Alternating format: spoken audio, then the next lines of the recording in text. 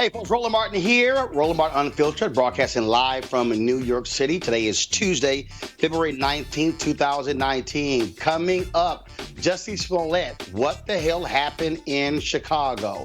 Was it a racist, homophobic attack? Or did he set all of this in motion? All kinds of conflicting informations. We'll have the latest for you, the latest factual information for you. Also, Colin Kaepernick has settled, him and Eric Reed have settled their collusion lawsuit against the NFL. We'll talk with the great sports writer Bill Roland about what this means, and will Colin Kaepernick get signed to an NFL team? Senator Bernie Sanders, he says he is running for president of the United States. Can he get the black vote? We'll break it down with our panel. Also, remember the crazy white man in Miami who pulled a gun on the teens who were protesting housing? Additional charges filed against him. We'll explain. And speaking of crazy white men, what the hell is up with this newspaper editor in Alabama saying the Klan should come to D.C. to drain the swamp? Yes, absolutely nuts. And black women, hair regulations established in New York City. I will have those details for you. Folks, we got a jam-packed show. It's time to bring the funk on Roland Martin Unfiltered. Let's go. He's got it. Whatever the biz, he's on it. Whatever it is, he's got the scoop, the fact, the find. And when it breaks, he's right on time and it's rolling. Best believe he's knowing. Putting it down from sports to news to politics. With entertainment just for kicks, he's rolling. It's on go, y'all. It's Roland Martin, rolling with Roland now. He's funky, he's fresh, he's real, the best, you know he's Roland Martin now.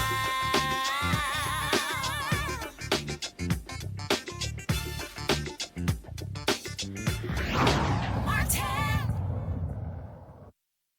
All right, folks, it was a crazy, crazy weekend when it came to the issue of the Jussie Smollett case. Remember, Smollett said he was initially attacked by two men shouting MAGA, poured chlorine on him, placed a noose around his neck. He gave interviews saying he fought back. Then on Friday, police arrested two Nigerian men who worked on the show Empire. One of them apparently was a trainer for Jussie Smollett.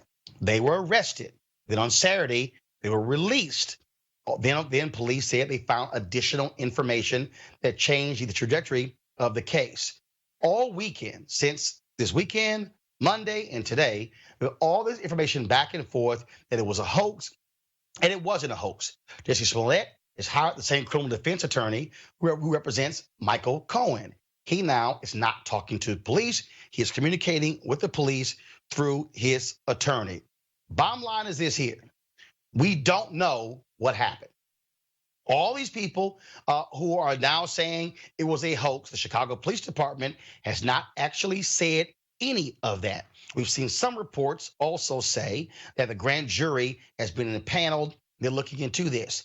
Has Kim Foxx's office, the Cook County State's attorney, has her office confirmed that? No. Has Chicago Police Department confirmed that? No. Bottom line is, we don't know any of this. There's lots of sourcing going back and forth. CNN, ABC News, local folks, BuzzFeed, TMZ, everyone is saying sources say this, sources say that. Now, I made this point on the Tom Joyner Morning Show on yesterday, and that is, folks, we can be patient. Anybody who's watched this show know what we've done is presented the facts as we know them. We have not come out and just gone buck wild crazy. What we've done is presented the facts as we know them. And as we know them right now is, it has not been confirmed by anybody in Chicago police publicly that Jussie Smollett was actually the mastermind of this attack. You also have reporting going on right now from Deadline.com that his role on Empire has been reduced. He is not going to be in the next 4 episodes as a result of this investigation. So again, what we're doing is we are continuing watching this. This is what the attorneys for Jussie Smollett said, quote, As a victim of a hate crime who has cooperated with the police investigation, Jussie Smollett is angered and devastated by recent reports that the perpetrators are individuals he's familiar with. He has now been further victimized by claims attributed to these alleged perpetrators that Jussie played a role in his own attack. Nothing is further from the truth, and anyone claiming otherwise is lying. The police do want to speak to Smollett again. No date has been set when they will sit down.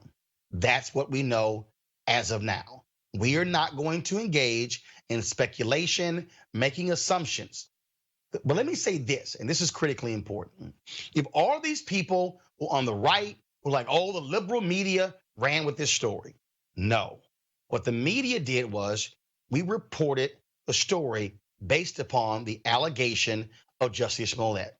All the people who are saying today, oh, I knew from the beginning this wasn't true, it smelled fishy. No one knew that as a fact. Our job is to report what he said happened. That's all that we know. And so, again, once we have official information announced by Chicago Police Department, announced by the Cook County State's Attorney, the FBI also is investigating because of the letter that was mailed to him because they investigate crimes that go through the mail system. We will let you know when they let us know. Let's go to our second story. Colin Kaepernick has settled his lawsuit that took place on Friday with the NFL. Well, he and Eric Reed sued the NFL, alleging collusion based upon them being kept out of the NFL as a result of them kneeling, protesting police brutality. Since that took place, Eric Reed has been signed, played last year with the Carolina Panthers. In this offseason, he signed a 3-year contract. Colin Kaepernick has yet to be signed by an NFL team. The question is, how much did both of them get? We don't know. Mike Freeman, NFL writer, has speculated, based upon his sources, it's anywhere from $60 to $80 million. Others say it's not as much. They've all signed a non-disclosure agreement. We don't know. His attorney, Mark Garagos, released a statement saying that there will be no commenting on exactly what this settlement was, but it still is a huge, huge deal that this settlement was made. Joining us right now is Bill Rhoden, longtime columnist, sports writer for the New York Times, now also writing for The Undefeated. He is the author of the book of $40 Million Slaves. Bill, glad to have you on Roland Martin Unfiltered. Hey, Roland, how you doing, man? Always great to be with you. Yes, sir. So just your thoughts on the NFL agreeing to settle this lawsuit with Colin Kaepernick. Folks like me say Kaepernick and his attorneys, they had the goods on the NFL. The NFL was still getting bad publicity with black celebrities refusing to participate in the Super Bowl. They want this off of their radar. Yeah, you're right, Roland. But they want this to go away. And I also agree with you that I think the last thing the NFL wanted was, forget what the collusion case. They didn't want this sensitive internal documents that may have not had anything to do with that. They didn't want that stuff up in public domain because no telling what that disclosure was going to find. So you're right. They want this stuff to go away, and they wanted Cap to go away. Now, the big question, I don't know how you feel about this, I have a sense that maybe part of the thing is some team might reach out to him. I guess the question at that place becomes, does he take it? Does he take the bait and play, or does he hold a press conference and say, listen, I've had my run. I've got CTE concerns. And there was a time when I played football. I was really good at it, but now I'm moving on. And so you don't. Well, according to his attorney, according to Mark Garagos, Bill. Unlike Ali, who came back and was, Ali's legacy really grew when he came back. But remember, I don't know Bill, if that's going to be the case with Kaepernick, because it's a team sport. So I guess the question becomes, if they do offer him a tryout, does he take it? But I think at this point, he won. He started a movement. There's nothing they could do to take away his legacy. The question is, does he play? And I guess if I were kind of him, I don't know. I know he loves to play the game. He probably wants to play. He could use that great NFL platform to further his causes. I get that, but I also think it would be noble to say, you know what, I'm I've got more stuff to do, and I'm moving on. Well, I'll tell you, Bill, his attorney, Mark Garagos, has said he wants to play. Over the last couple of years, I've communicated with Colin Kaepernick. We've talked in person. We've also texted back and forth. I know that he does want to play. Remember when he had his deposition in Houston in front of the late Texans owner Bob McNair, where he wore the shirt Kunta Kinte. The day before, they dropped the video of him working out at a stadium there in Houston. He and I communicated on that particular day as well. The only thing, we've texted since this settlement has also been announced. And I do believe that Colin Kaepernick wants to play. And here's the other piece. The NFL, although they have done this settlement, yes, although they have done this settlement, they're still not off the hook from the public. Because remember, a lot of the protests from people like me who chose not to watch NFL games, who chose not to wear Houston Texans gear, was because they were denying Kaepernick an opportunity. I think the settlement was one part. The other part is, will an NFL team offer him a chance to come into camp and compete? The NFL has to still get over that hurdle, Bill. Right, exactly. And again, the question is, if they do come, and depending on who comes, does he take it? Because as you know, Roland, every job ain't a good job. True. Unless he's looking at this as a much larger thing that, the NFL is a tremendous platform. And, if he's with an NFL team, that's a great vehicle to mobilize not only football players, but continue to mobilize all athletes. Because, you talk about Bernie Sanders. We've got, I think the one person who POTUS 45 fears is a guy like Kaepernick, who's outside his reach. And this person can mobilize a type of opposition that could be very, very influential and very, very damaging.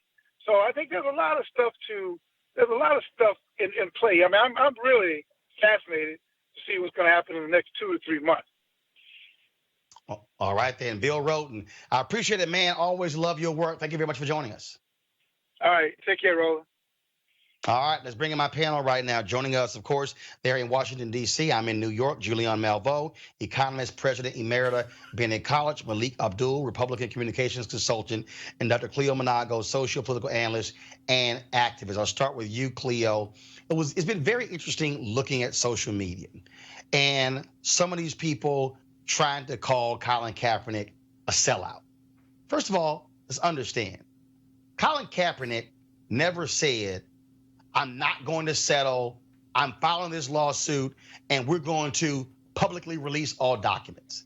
First of all, Cleo, when somebody files a lawsuit, a settlement is a real possibility. This is no different to me than when a black family, their son or daughter is killed by cops, and they reach a financial settlement with the city or the county or the state. I mean, and so I think it's idiotic for these people to call Colin Kaepernick a sellout because he settled. None of us didn't have a career. He was suing, spending his own money. And so if he felt the settlement was a fair offer, I think it's nuts to call him a sellout. Well, Roland, you know that some of these people don't have a life and they do nothing but find new opportunities to call people a sellout, usually behind some kind of anonymous we don't even know who half of them are who doing these accusations. They just need a life because it's insane to call Kaepernick a sellout. The man sacrificed a career that he loved and was good at and built to stand up for black folks. How are you going to call somebody like that a sellout? So that's ridiculous. But my question is to black folks watching, is the NFL worth our investment and our time? Because it's clearly a racist institution. I want to reiterate that the reason we're talking about Colin Kaepernick is because he couldn't get hired because he stepped up for black folks and was whiteballed as a result of that. So my question is to the community, is football worth it now that we know clearly without any question that it's a white supremacist, racist institution that has no respect for black men? And I like Roland's title of his book. It was like $40 billion slave. That's an appropriate title for his book. Bill Roland here's the deal, Julie. Here's the piece, Julianne. Here's the piece. The NFL is the most popular and profitable sports league in America. More than the NBA, more than Major League Baseball, more than soccer. You just look at the AAF, this All-American Football, this new minor league development league. And when they actually debuted on CBS, their ratings were higher than the NBA game. Wow. So America has this love affair and fascination with football. There were a lot of black people who said, I don't give a damn about Kaepernick. I'm not going to stop watching. I'm not going to stop wearing my gear. Same. That's the hold that football has on people in this country. Well, you know, the hypocrisy, Roland, we're here in Washington, D.C., where the football team, the Washington, D.C. football team, is named after dead Indians. And black people who would not watch a team that was called the N-word still gleefully put on those dead skin, I call them the dead skins, put on those dead skins paraphernalia and deal with that. Bill Roland is basically a genius when it comes to looking at this, because he's really talking about, and Harry Edwards is another who studied sports, and this is gladiator city. This is what used to happen to us back in enslavement, when they put big brothers up against each other and watched them basically decimate each other. I hope that Colin Kaepernick takes his money, enjoys his money. I know he loves the game, but quite frankly, we're now learning more and more about head injuries, concussions, early onset Alzheimer's, all this stuff that's a function of the number of concussions that people have in football. He has done us a tremendous service. And Cleo, I mean, I crack up when I read the stuff that these, people who, as you say, have no lives, nothing to do, and so they're talking about he's a sellout. Well, anytime you go to court, here's the deal. You can win and you can lose. Collusion is almost impossible to prove. But the fact is that he was going to shine some light on the dirt in the NFL, and that's why they settled. This is a predatory capitalist organization that is in bed with the so-called patriots, has had contracts, money from the Department of Defense. We pay, the United States, our taxpayer dollars pay to play that Star-Spangled Banner and all that nonsense. And it only started really after September 11th of 2001. And so let's just be clear about that. Be clear about the way that predatory capitalism is extracting surplus value from our communities, and the ways that Colin Kaepernick, bless him, stood up for us. And anyone who says he's a sellout doesn't understand economics, they don't understand the law, and quite frankly, they don't have any integrity. Malik, what I said to Bill was that the suit was one thing. Them whiteballing Kaepernick is another. It is undeniable that NFL teams have signed quarterbacks who are atrocious, who do not have the record or the stats of Colin Kaepernick. I still contend that the real question now is whether or not an NFL team is going to have the courage to sign Colin Kaepernick. If you have a man in Carolina, Cam Newton, with his injured shoulder, he could be out the entire year. The question is, will their owner, their new owner, sign Kaepernick? He, of course, has been highly critical of Donald Trump. Look, will the Patriots do it? They're best buddies with Donald Trump. And the Trump factor, Malik, is still there. The NFL teams are scared of him tweeting, trashing them. Your thoughts?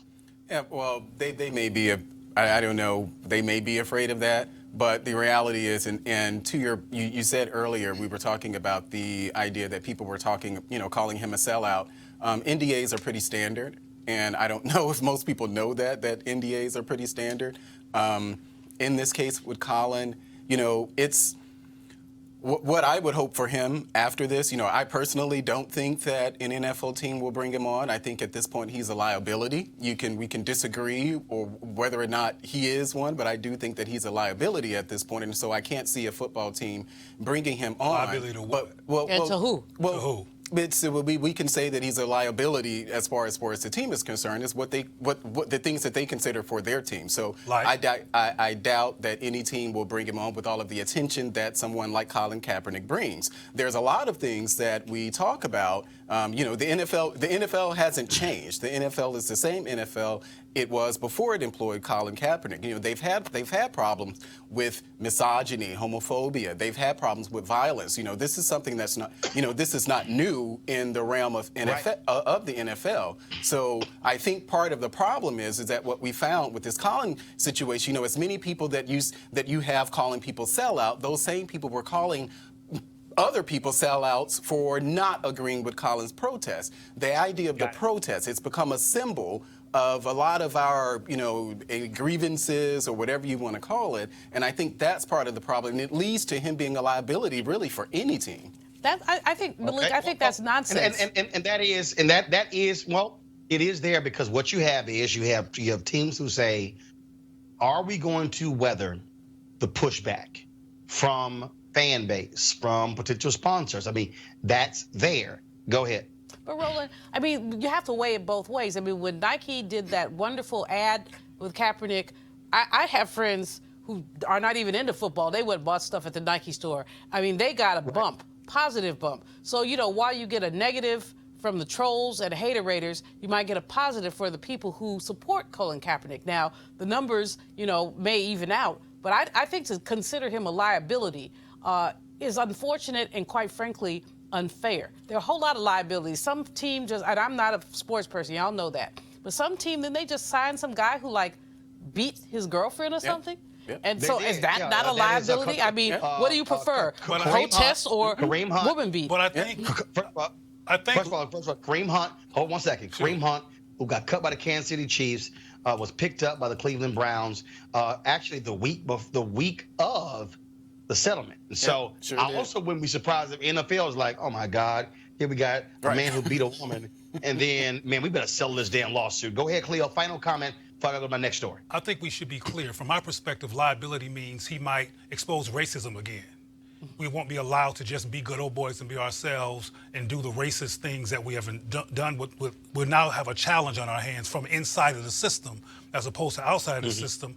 That's considered liability from my perspective, and I think we should need to say that because it's all right to have a domestic violator, etc., but not somebody who's going to expose that we are a racist institution with nothing but black men that we need, or else we're nothing. All right, folks, let's go to our next story. Senator Bernie Sanders of Vermont, an independent, has announced he is running for president in 2020. Here is some of the video that he released.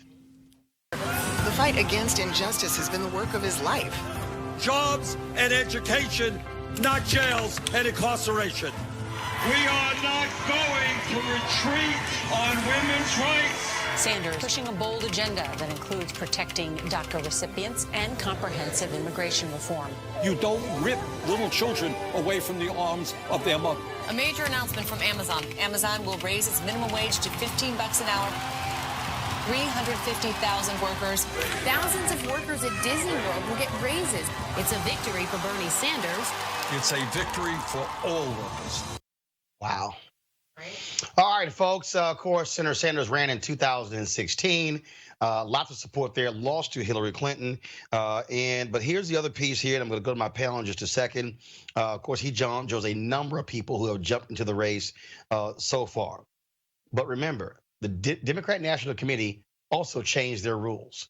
And that is Bernie Sanders is going to have to sign documentation saying he is a Democrat.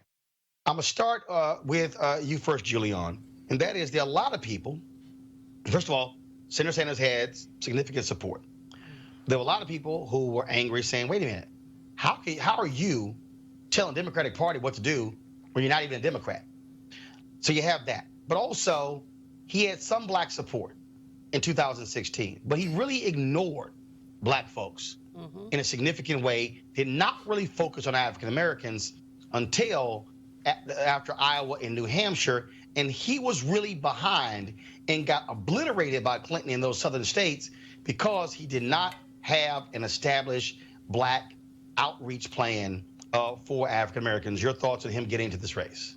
You know, Leah Daughtry, who was the manager of the 2016, also the 2008 Democratic conventions, has really talked a lot about the fact that the man is not a Democrat. He didn't follow Democratic Party rules. He just kind of parachuted in there, took advantage of the opportunity, you know, some of Hillary's weaknesses, amassed a lot of delegates, okay, but you are not a Democrat. So yes, the Democratic Party has done the right thing by saying, if you want our nomination, you're going to have to be a Democrat. Stop playing this footsie immigration, independent stuff.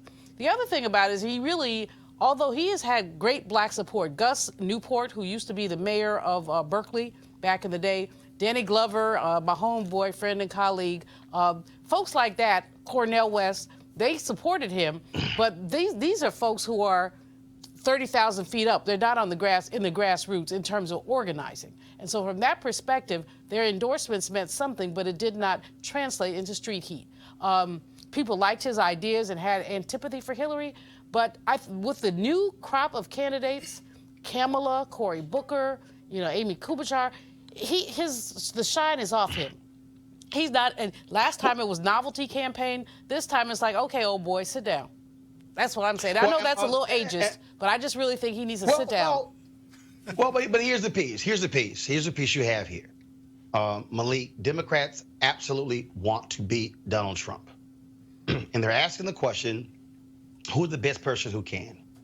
In 2016, it was three candidates.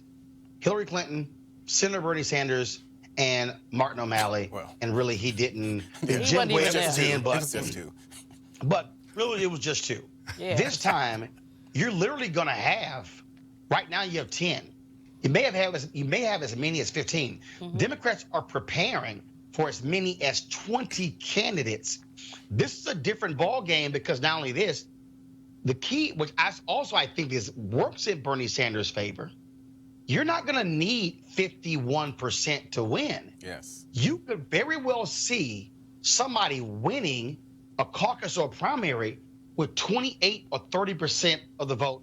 Your thoughts about Senator Sanders jumping into the race? Absolutely. I actually think that Bernie still has a chance. If you look at the platform that the Democratic Party has taken since 2016, they pretty much have, well, I won't say pretty much, they have followed in some ways, many ways, the Bernie Sanders playbook as far as just the things that, well, you can call it progressivism or socialism or whatever you want to call it, but the party itself has actually taken that left tilt.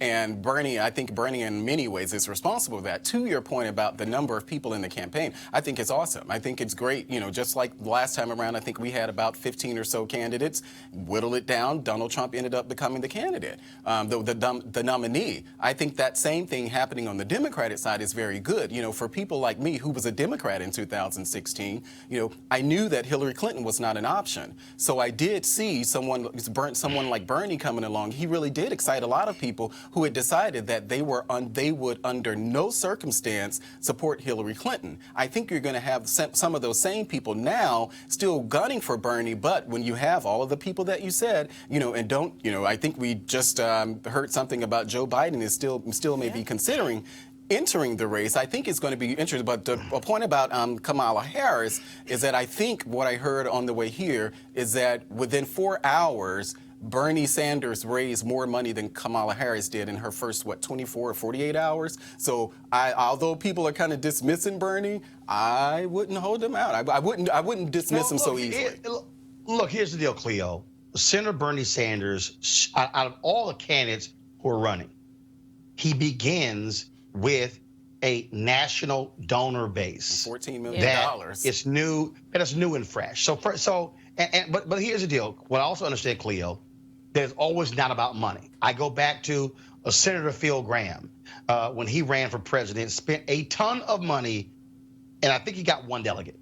John Connally, who was governor of Texas. Right. Governor of Texas. Tons of money, didn't get much. Governor Jeb Bush in 2016, same thing. Yep.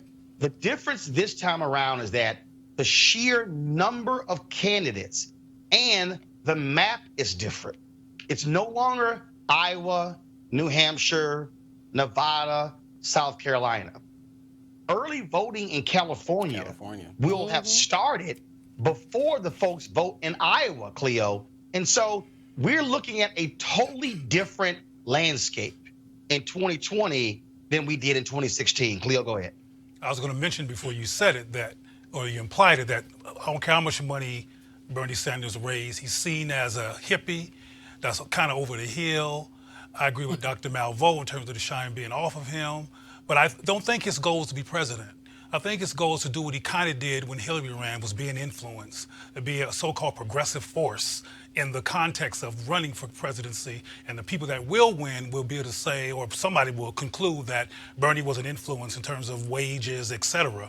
I don't believe he plans on being president, and I'm also not surprised at all he raised so much money. I mean, he is a white man in the United States of America. So I mean, they tend to. But Kamala raised a lot of money within 48 hours. So Yeah, but not as much. But she wasn't. She's not Bernie. My point was, let me finish my point real quick, because I'm really literally milliseconds from being finished. Is that I understand that Kamala raised so much money, but you also make the point, Malik, that not as much money as Bernie did, and that's my point. And because he has a certain level of optical privilege and initial impulse privilege, but when the dust clears, I don't think he has a chance. You know, it's really interesting that Biden is, I think he's going to get in, and I think that Biden can raise and outdo anything that Bernie can do. Yep. And the question really becomes for Democrats, frankly, who can beat 45?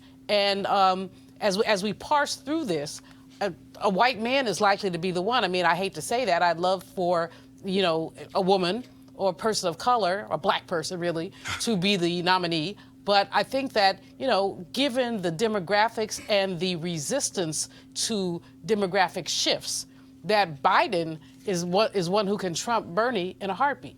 No. Here's. Let me say this here, and this is and this really is, and I understand your point, but the fact of the matter is this here: age is going to be a factor. Oh, yeah. Joe Biden, 76. Bernie Sanders, 77.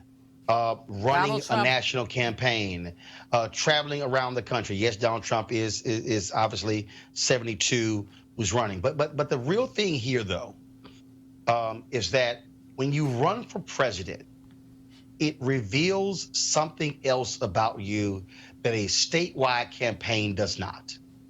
It's a different animal. 2016, many people felt the top two candidates who were going to emerge. The top three candidates were going to be Governor Jeb Bush, Governor Tim Pawlenty, Governor Scott Walker.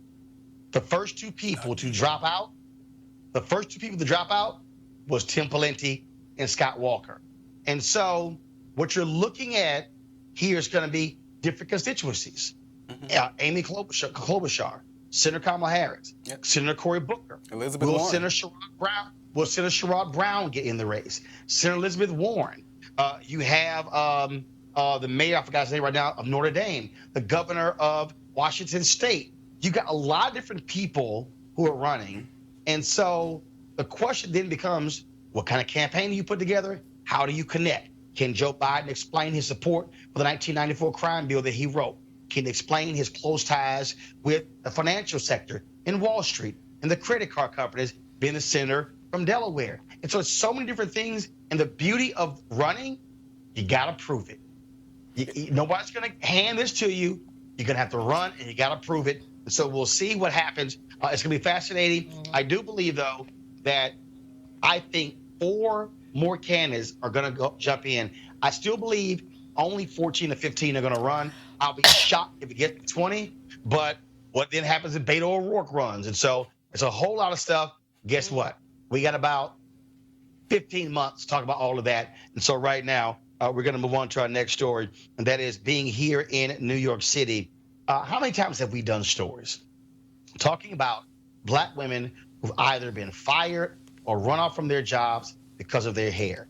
On this show, we have covered women who are in the military. We've covered women in corporate America, women who are journalists, all of these issues when it comes to their hair. Well, in New York City, they are dealing with this. And that is the New York City Commission on Human Rights will issue new guidelines this week saying that the targeting of people based upon their hair or hairstyle at work, school, or in public places will now be considered racial discrimination. The commission will be able to levy fines up to $250,000 on organizations that do discriminate on the basis of hair. This story was broken by the New York Times, and here was a quote from the head of the commission, Carmelin Malalis. There's nothing keeping us from calling out these policies prohibiting natural hair or hairstyles most closely associated with Black people. They're based on racist standards of appearance, racist stereotypes that say Black hairstyles are unprofessional or improper. The commission has put out this poster to announce the new rules. Hair is part of you. Race discrimination based on hair is illegal. And the phone number to call in problems is 718-722-3131, 718-722-3131. Julian, I'll start with you. Although we focused on, obviously, how this has impacted Black women, I think back to the brother who was the wrestler, who the referee said, hey, you don't cut your hair, you can't wrestle. This really is a race-based situation. I remember 3 years ago, a Black woman suing the Veteran Affairs Department. She applied for a job in Virginia, impeccable credentials, but the committee decided who to hire, said, we don't really like her cornrows.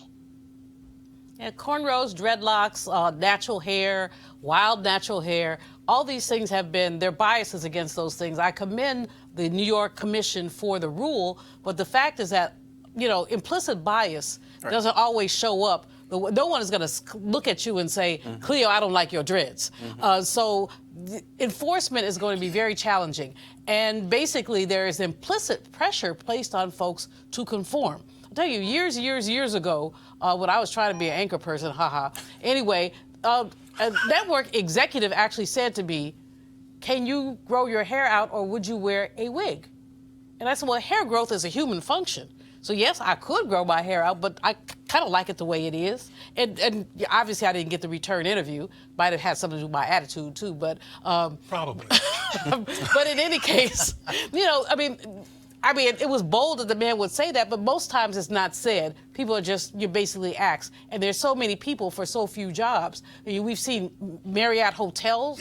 In some cases, we've seen academic institutions. We've seen all kinds of institutions. And basically, I commend them for the rule, but I'm not so sure how much of a difference it's going to make unless some melanin deficient human being is ignorant enough to actually verbalize what we know is going on. Wait. Yeah, I agree with Dr. Malvo on this one. The enforcement will be challenging. I remember years ago when I had locks. The micro You had locks? that when this Black Republican had locks. You mean when you were locked up? Which one do you mean? Okay, we need some pictures. We need pictures. Proof, right? Not Photoshop. But I was working at that time. I was working the hospitality issue, and my hair became an issue. And in fact, it was one of the reasons why I ended up cutting my hair. So this definitely is not just an issue that affects Black women. This is something that Black men have to deal with as well. And I think we have come, and I do know that we've come a long way as far as just organizations, companies accepting this. But one of the things that when I hear stuff like this, it reminds me of the conversations that a lot of people have about naming their kids having too ethnic of a name. And so you look at the hiring managers, this is one of those situations where, you look at hiring managers, who are the people who are making these sort of decisions? Who are the people who are looking at resumes and saying, well, that name sounds a bit too Black, so let me throw that, name in the garbage or toss it to the side. I've had conversations with people, Black people who are in, HR, and they say that these are the things that people look at, or they've been in rooms where people have tossed aside resumes or applications simply because the sound of the name. So this is just the thing with the hair. It's white supremacy. It's just another extension of that. It's just white supremacy. Cleo? Just call it what it is. Cleo? Well, I think aesthetics matter.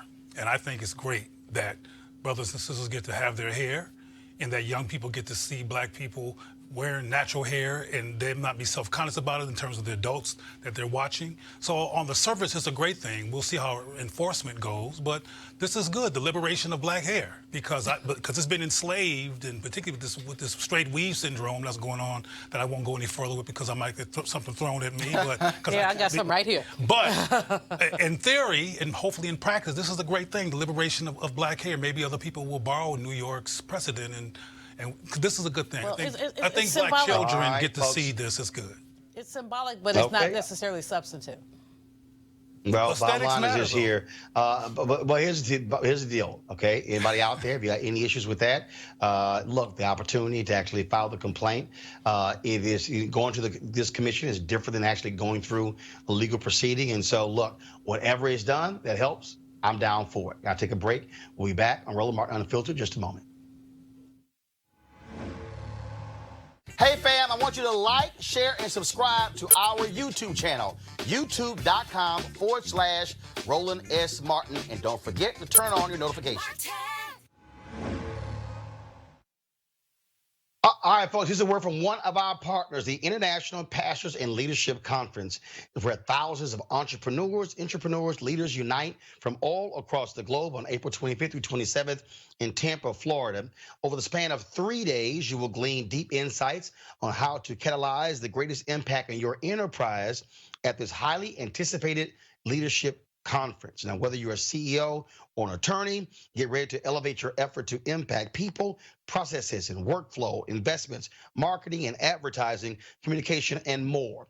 The International Pastors and Leadership Conference will equip you to make a positive impact in today's cross-generational environment. Bishop T.D. Jakes, of course, the founder and visionary of the International Pastors and Leadership Conference, will lead this year's leadership conference.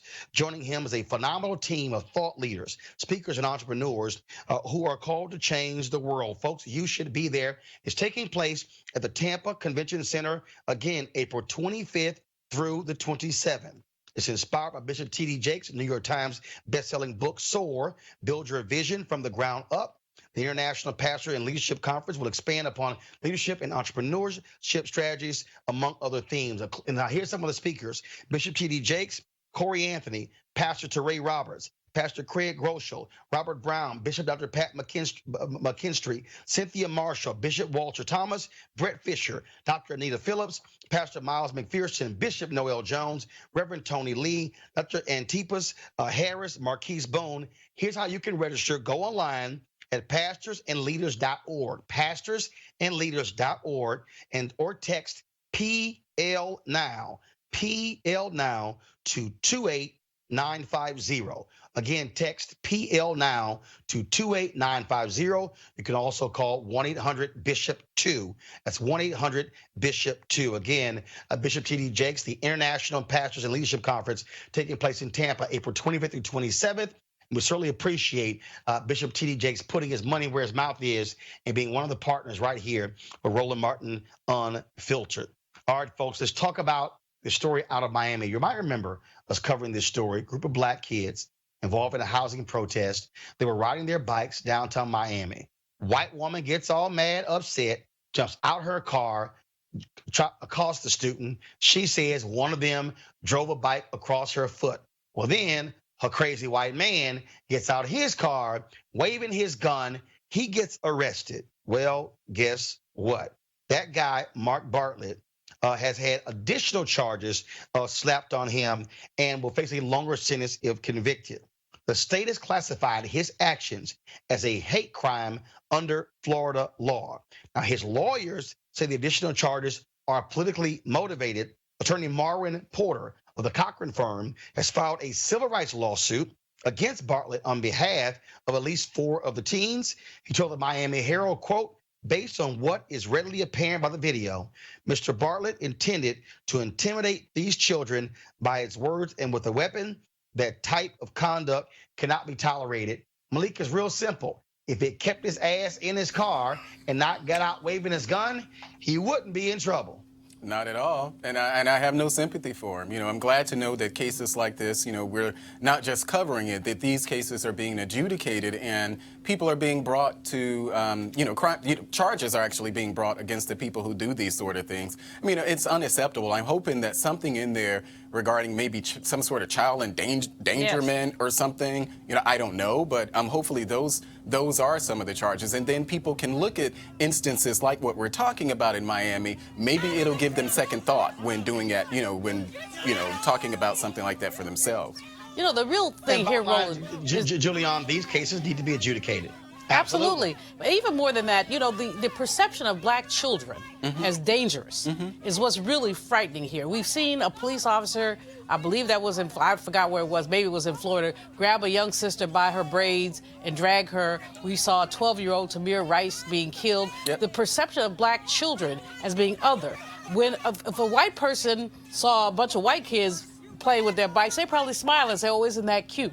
But when it's black kids, suddenly it's dangerous, and some fool gets out of his car with his gun, which is a whole other story. So no, it not only needs to be adjudicated, but we need to really reclaim the beauty of black childhood and talk about what it means to be a child and what the beauty and gift of that is and how our children have systematically not had that. It's ironic that anybody can see these depictions in video and call the black children violent.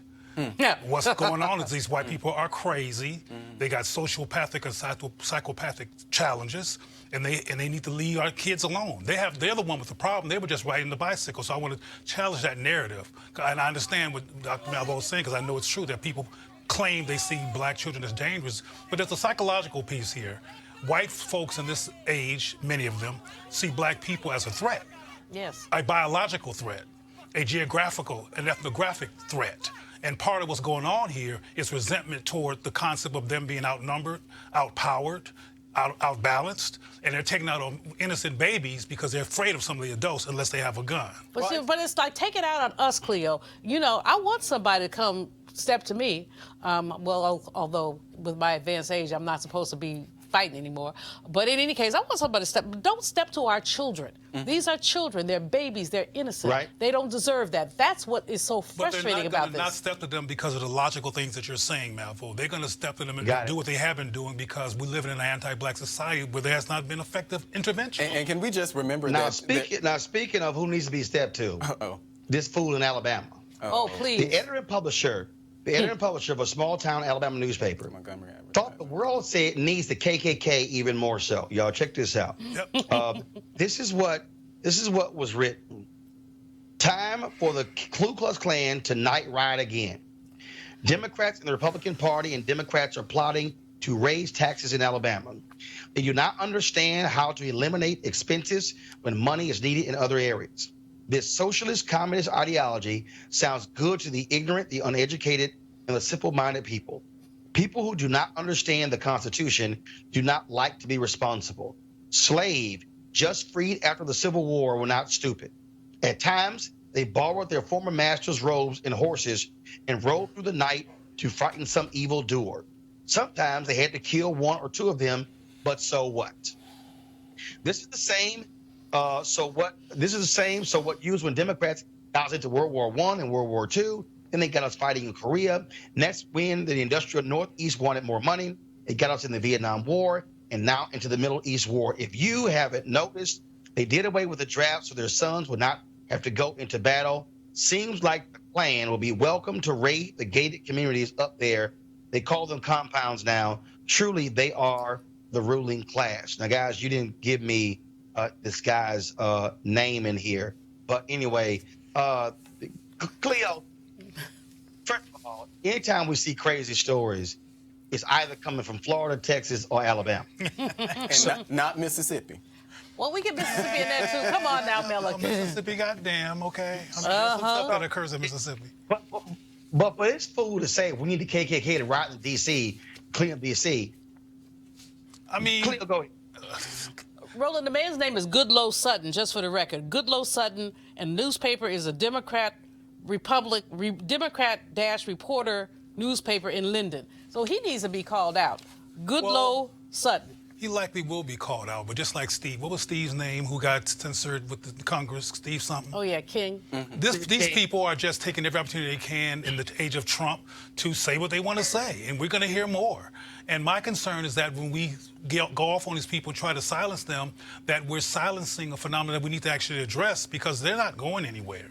They're here, and they're actually saying they exist, and now we can't deny it anymore. Like I've said before, which pisses some people off in terms of Trump, he's a gift that keeps on giving in terms of black people being in a coma about what's really going on in this country, and now we have to face it because it's not possible to deny. Can I just say... Let me real quickly, Malik, just because If we look at Tulsa, Oklahoma, 1921, there was a newspaper who actually had a headline, Roland, that said, "To lynch a Negro tonight." So Dick Rowland, who simply bumped up against, what was the girl's name? Sarah Page. It was a bump. It was a jostle. Yeah, I know. They decided the newspaper was active in advocating for this man's lynching. So this guy comes out of a long line of advocacy, pro-white journalism, and we can't forget about that. Yeah, well, I don't think... Malik, go ahead. Malik, go ahead. Yeah, I don't think this has anything to do with Donald Trump. This guy was who he was before there was a Donald Trump. He's a racist, and let's just be clear. But how many times have we seen these kind of But we're talking before about that? But we're Before talking Trump. about this guy and the things that he said. I don't know of any parallel to calling for the KKK. And the problem that he has, I mean, he has his own version Trump of has already history supported here. the KKK publicly. The KKK did not bring law and order. The KKK, the Ku Klux Klan, they were racist. They killed black people. They didn't. What he's suggesting that the KKK should come to Washington and bring some sort of order to Washington is he must be talking about death, because those are the things that the KKK did. But don't deny that that Donald Trump said. One second. I will correct you, Malik, when you say the KKK did not bring law and order. Actually, they did, because individuals who were sheriffs and police chiefs and governors and mayors and city council members and CEOs were KKK members. And so we know that to be absolute fact. All right, folks, got to go to a break. When we come back, we're going to talk about the American worker and what's really happening when it comes to black wages. That's next on Roland Martin Unfiltered.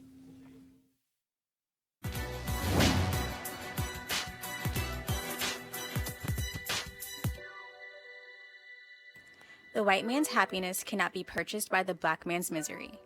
Abolitionist and autobiographer Frederick Douglass.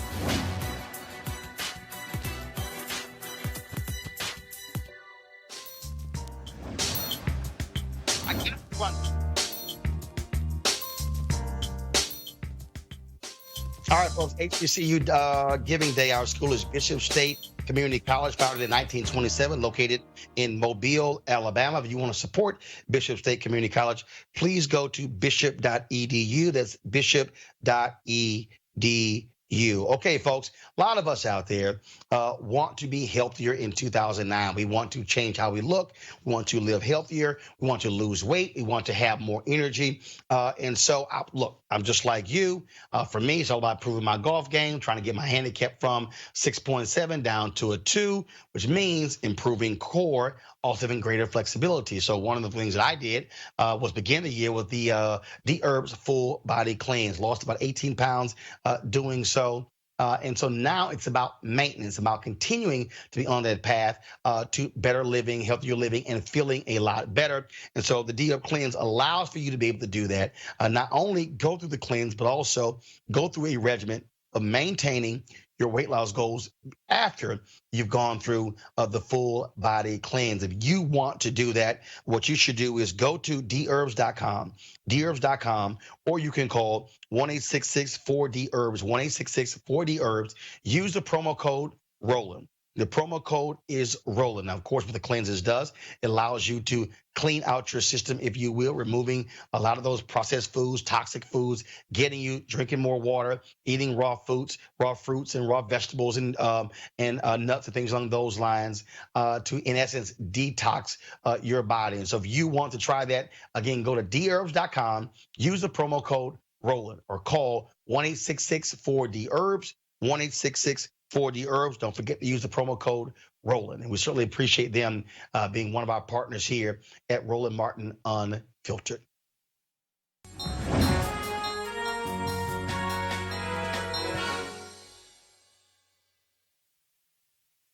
Okay, folks, right now we're going to talk about a new series that we're launching, a new segment called The American Worker. What we have seen over the last number of years, and we've talked about it on this show, the attacks on unions, but also we have now seen, based upon Lee Saunders of AFSCME, been in our show last week talking about the increase, the rebound of unions as well. But we're still seeing job losses. We're still seeing automation. We're seeing wages, how all that impacts the American worker, especially African Americans. And that was a story that actually caught my attention over the weekend, where the Brookings Institute had a particular piece that dealt with the issue of wages and dealing with and racial discrimination and how they impact us.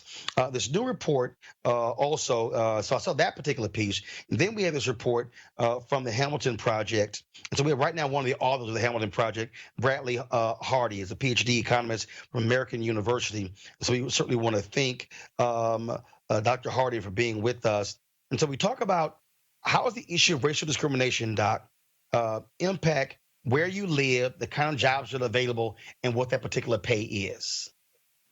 Yeah, so Roland, great to be with you. And, one of the things that we looked at in this study is that it turns out to matter quite a bit where you're growing up, where you're born.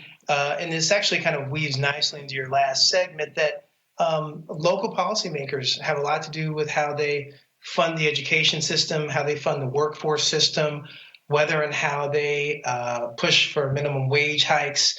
And so Black workers are out there working quite hard, just like other Americans. And in many instances, they are fighting against a legacy of public policies that were formed to be quite harmful.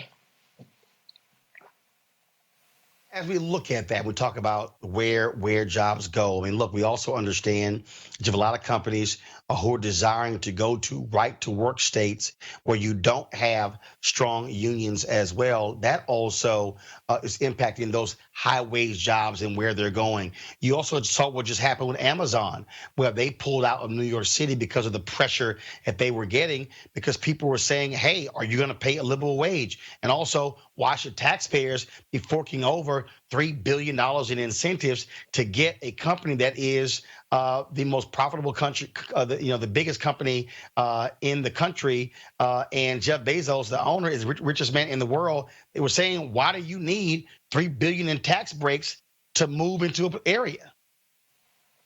Sure. No, I think it's a great point. The flip side of the coin, though, is that many people have railed against New York State as being expensive, having progressive policies. One other way to view this is that they were really on the cusp of closing this deal. Think what you may about the intricacies. And so I think it actually does blow a hole in the notion that states with higher minimum wages, some progressive economic policies can't attract high quality employers. I think that many of the drivers are going to be skilled workforce populations to draw upon. Amazon can't do what it wants to do if it doesn't have a great battery of high quality workers to draw upon. So, I think your point stands. I think businesses are going to do what they do. They're going to maximize profits, right? No doubt about that. And at the same time, I think that this just does require policymakers to continue to be thoughtful about those costs that those firms incur, but you got to listen to the will of the people. And I think that some of those concerns might have to do with whether or not incumbent residents can benefit from the jobs that are coming in as well. So why do you call this a Hamilton Project? So, well, I can't take credit for that. But the broader idea of Hamilton, and Jay Shambaugh is doing a great job at Brookings through Hamilton. But the idea is to think about economic growth policies that really do kind of have the best interest of the country in mind. That's how I've sort of taken the initiative. And the project over the years has tended to bring together economists and other social scientists on both sides of the ideological spectrum. So it's been going for several years now within economic studies at Brookings. So what is the most important thing we should take away from this report, especially policymakers who want to attract businesses to their area, and for the people who want to, frankly, move where available jobs are? So, I think there's a few takeaways. First of all, we were thinking a lot about the role of history, the fact that, at the end of the day, so much of what we see in terms of the inequities you've talked about on this show, and you had a great eminent economist and Julian Malveaux on earlier, so much of this has to do with public policies having to do with segregation, redlining policies. That's had a big part in wealth transmission and these big black-white wealth gaps. But the second piece, Roland, is related to the sorts of topics you've been covering traveling the country. You talk a lot about education. Well, we have ironclad evidence, I believe, in economics now that spending on secondary education does raise student outcomes, does raise quality. It doesn't mean that's the only thing, but that was a puzzle in the social sciences. That ability to spend is then intimately related to the local area's public policies, property taxation. Are there limits on the ability to tax? What does that look like across different parts of the U.S.? And in our work, we found that there were some clear gradients that in many instances disadvantaged Black Americans. So I think a takeaway is that there's some really difficult, tough issues we face in society that are pretty clear to see, i.e. your last segment, man holding a gun, some very clear criminal justice violations. But there are also some very pernicious issues in the public policy sector, how we finance education, social welfare, housing, that have very serious consequences for Black families, by and large because we don't come to the market with the same wealth. So it's not everything, but it means quite a bit. And I just think the viewers should be educated on the notion that much of this action is happening at the state and local level, serious resources that have serious impacts on families and their economic outcomes. And again, this is why we tell people don't just focus on what's happening in Washington, D.C., focus what's happening with city, counties, and states as well. Doc, we appreciate it. Thanks a lot. Thank you, Roland. All right. We surely appreciate AFSCME for being the sponsor of our segment, The American Worker. All right, folks, last bit of news here on the show. Some sad news here. Los Angeles Dodgers pitching great Don Newcombe has died. He was 92 years old. The team announced this just a few moments ago. Newcombe was one of the first Black pitchers in Major League Baseball. He joined the Brooklyn Dodgers in 1949, 2 years after Jackie Robinson joined the league, winning Rookie of the Year while helping them win their National League pennant. Now, there were three of the first four African Americans in Major League Baseball were on the Dodgers: Jackie Robinson, Roy Campanella, as well as Don Newcombe. You also remember that, you might not remember, but Major League Baseball had an unwritten rule, only 3 African Americans per team. Of course, Larry Doby was the second African American who appeared in Major League Baseball. And so Don Newcombe was one of the greatest pitchers in Major League Baseball history. He won, of course, the Cy Young Award, won MVP as well, and pitched in World Series. Don Newcombe finished his 10-year Major League Baseball career as a 4-time All-Star with a 149-90 record with a 3.56 ERA. And yes, he got his start in the Negro Leagues. And so we certainly extend our thoughts and prayers to Los Angeles Dodger great Don Newcombe, dead at the age of 92. All right, folks, we are done with this show. I want to thank Julian, Malik, and Cleo for joining with us. Folks, I'm here in New York City. I was speaking on a panel at Oppenheimer Funds today, and as a part, obviously, Black History Month. We were, of course, in Atlanta on yesterday speaking to Reach Educational Solutions. I will be back in Atlanta on Friday. We have my school choice is a Black Choice Town Hall taking place at the Ray Charles Theater from 6 to 8 p.m. If you want to attend that, what you do is go to Eventbrite. It's free registration. We'll also have daycare for parents. Go to Eventbrite. Simply type in school choice is the Black choice and be able to register to attend our town hall. Our discussion is about educational options for African Americans, also about Black folks who want to open, start, launch, control, own their own charter schools as well. And so we'll have that conversation in Atlanta on this Friday. And so I hope you guys please do that. Also, I want to thank all of you who watched our Chuck D interview on Friday, the interview yesterday with Auntie Congresswoman Maxine Waters as well. And coming up, we have more one-on-one interviews with Devon Franklin, Erica Alexander, Erica Ash, as well as Zalah Haneo. So we got some great great interviews coming up right here on Roland Martin Unfiltered. And for you to make all of this possible, we want you to join our Bring the Funk fan club. So simply go to RolandMartinUnfiltered.com, RolandMartinUnfiltered.com. You can join our fan club using Cash App, using PayPal, using Square. All of those available opportunities for you. You can give one time, you can give monthly, all up to you. And our goal is to get more of you, of course, signing up for Roland Martin Unfiltered. That's it for me. I got to go. I'll see you guys tomorrow from Washington, D.C.